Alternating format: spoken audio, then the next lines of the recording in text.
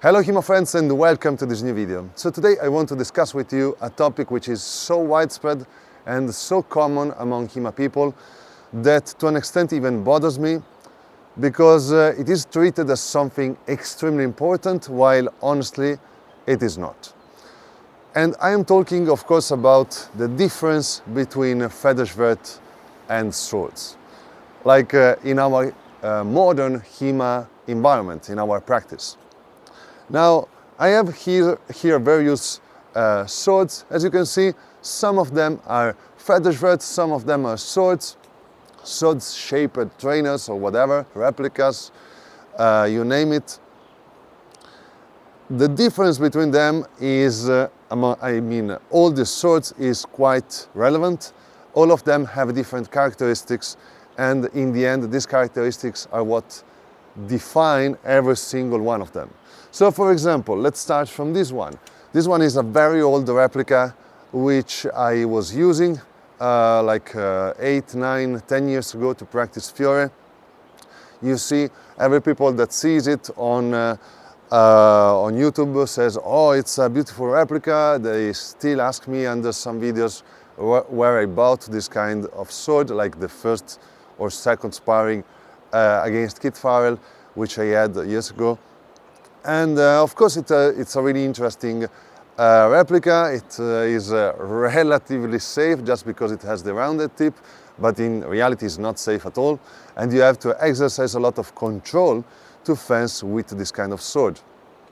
So if you want to train with this replica, you have to pay a lot of attention while thrusting. You can't be fast in your thrusting actions. The blade doesn't flex at all, almost like, oh my God.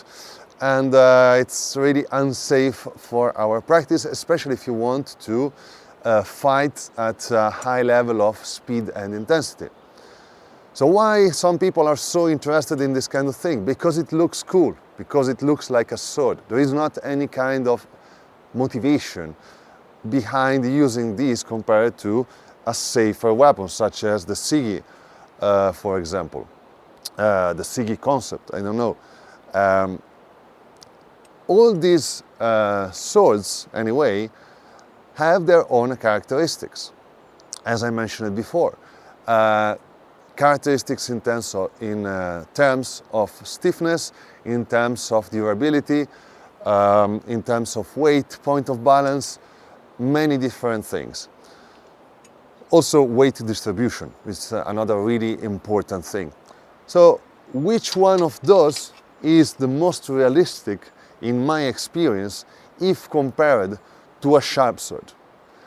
Like, funny enough, the most realistic one is this one, which is the Corona feather and is basically, let's say, sword shaped as a federschwert. Okay, so this weapon is quite stiff compared to many other federschwert. It has a balance which reminds me many sharp swords which I generally use. It has a point of balance which is similar too.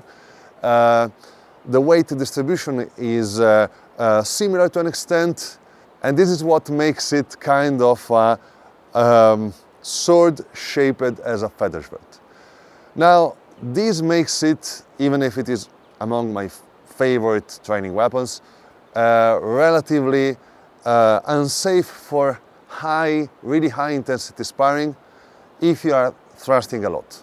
Like if you are mainly cutting, it's not a problem. If you are thrusting a lot, it starts to become a problem.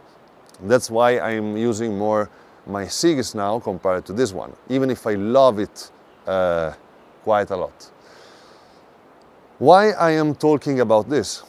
I'm talking about this because among the things which I am showing you, the one which resembles the most a sharp sword, in my experience, considering that I trained and I own a number of them, is this one, which is not shaped as a sword. So this is the most realistic training weapon which I own. And it is the most realistic training weapon which I try it out in my HEMA practice experience, which is quite long. It's funny because many people are more concerned about aesthetic while choosing a realistic sword. This to me sounds really funny simply because when people watches my video, they ask me every time, why are you using a federschwert to train Fiore and not a real Italian longsword? You can't use a real Italian longsword. There is not even what is the concept of real Italian longsword in the very first place. Many swords which are represented on Fiore could be even made in Germany, as far as we know, and there were many similarities among swords used in Italy and in Germany at that time. What we call a real Italian sword is basically the drawing on Fiore, so pointy things with a triangular shape and maybe a diamond section, maybe. But that's actually just a sword. A federschwert is a training tool, and the training tool has to represent as much as possible the qualities of a real weapon while adding some aspects which are related to safety, such as, of course, bending, let's say flexibility. So I am making this video to let you understand and think about the fact that the shape of a trainer is relevant to a minimal extent. What makes the trainer different are its qualities, which are not specifically related to the shape of the trainer. If you want a trainer which is shaped as a sword, which is something I personally like, it's purely because of aesthetical motivations. So it's not important, it's just aesthetic. You do it because you like it, and that's it. So I want to close this video with an advice for the one of you which are at the very beginning. If you want to buy your first training weapon and you don't have anyone around you which can advise you in terms of which sword to buy, I would advise you to go at the very beginning, without knowing anything, to go for a federschwert, because on average you will find a trainer which is better at the beginning because it is safer, it's more forgiving, and on average it is even more sturdy and creates lesser problems. On average, of course.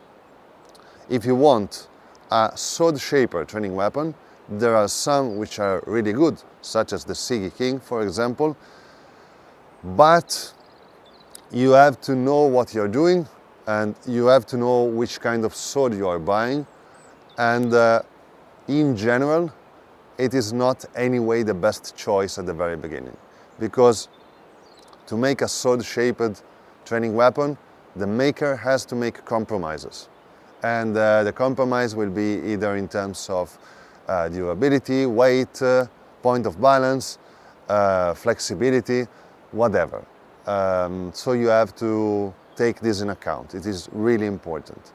If you think about it, it makes quite a lot of sense, because if you want to make a sharp sword safe, you want to increase the thickness of the edge because of obvious reasons, and it is easier to keep the same weight distribution by decreasing the wideness of the blade, which results in a federschwert.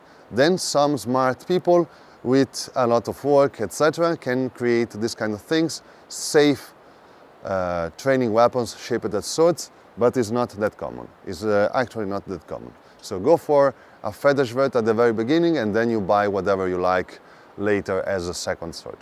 Very good, people. I hope you will find this video useful in some ways. Thanks for watching as always.